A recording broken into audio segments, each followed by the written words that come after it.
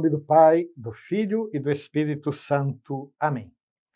Caros irmãos e irmãs, no nosso último programa nós terminamos mais uma etapa das nossas reflexões, esse item bastante grande que trata das etapas da revelação, mais ainda de Cristo, mediador e plenitude de toda a revelação.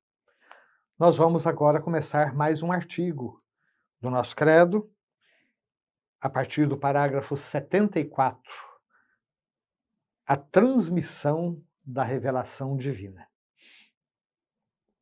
Vimos como Deus se revelou, Deus não se contentou com o permanecer na sua luz inacessível, mas como diz a oração eucarística número 4, tão bonita e que trata justamente desse mistério de salvação que brota no seio da própria Trindade, Deus se manifestou, Deus se deu a conhecer.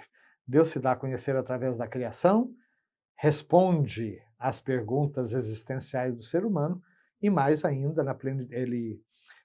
na história, ele entra na história de um povo, ele escolhe Abraão, ele escolhe os patriarcas, ele escolhe Moisés, os profetas, tudo isso numa grande preparação para, quando chegar da plenitude dos tempos, em Cristo Jesus, ele pessoalmente, no seu Filho, se fazer um de nós.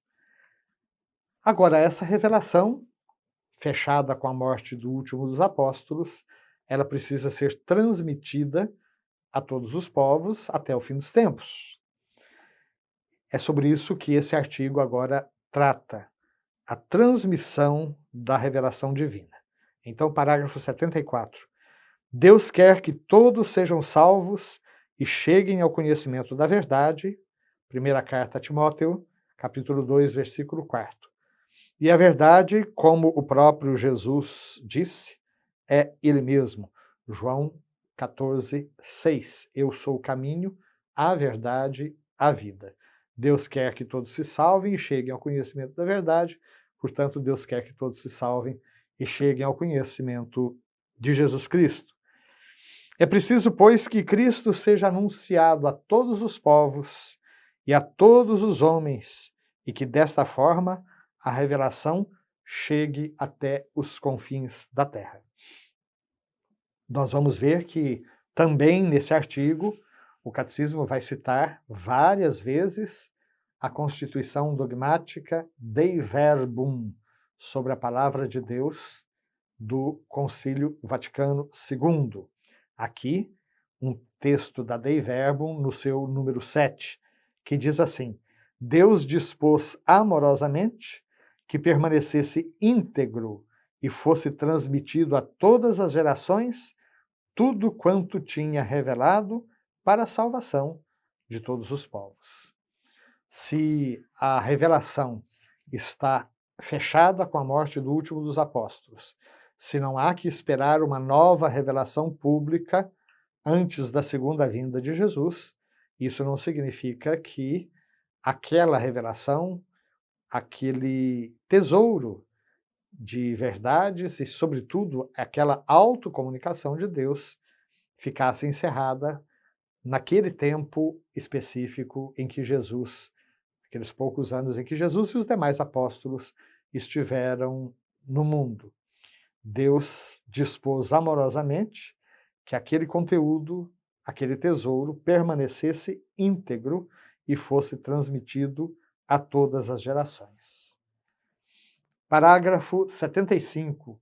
Nosso catecismo aqui começa a trabalhar um tema muito importante para a nossa própria identidade de católicos, o tema da tradição apostólica.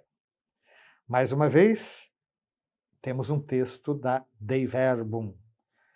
Cristo Senhor, no qual se cumpre toda a revelação do Sumo Deus, ordenou aos apóstolos que anunciassem a todos o Evangelho, o qual antes prometido pelos profetas, ele próprio cumpriu e promulgou por sua palavra como fonte de toda a verdade salvífica e de toda a regra moral.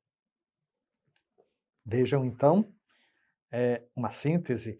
Os textos do Concílio Vaticano II são bastante precisos e também bastante sintéticos, e por isso mesmo densos. Cristo Senhor, no qual se cumpre toda a revelação.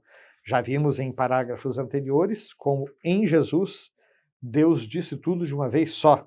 Cristo Jesus é o mediador e plenitude de toda a revelação.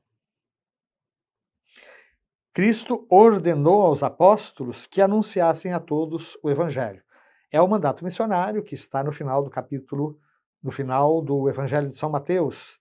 Ide pelo mundo afora, pregai o Evangelho a toda criatura, ensinando-as a observar tudo o que eu vos disse, e batizando-as em nome do Pai, do Filho e do Espírito Santo, e eis que eu estarei convosco todos os dias até o fim dos tempos. Este Evangelho foi prometido pelos apóstolos, pelos profetas. O próprio Jesus, ele cumpriu esse Evangelho e promulgou pela sua palavra como fonte de toda a verdade salvífica e de toda a regra moral. Nós temos uma chave de leitura da Bíblia que é muito diferente daquela que nossos irmãos judeus têm. Nós temos o mesmo Antigo Testamento e, no entanto, nós o lemos com nuances muito próprias, muito específicas, porque nós vemos em Jesus o cumprimento daquilo que era anunciado no Antigo Testamento. Essa chave de leitura, os nossos irmãos judeus não a têm. Então, o Evangelho, ele se torna fonte de toda a verdade salvífica e também de toda a regra moral. Ou seja, nos Evangelhos nós conhecemos as verdades da nossa salvação, mas nós conhecemos também os fundamentos do nosso agir, da nossa vida moral. Parágrafo 76. A pregação apostólica. A transmissão do Evangelho segundo a ordem do Senhor se fez de duas maneiras: oralmente e por escrito.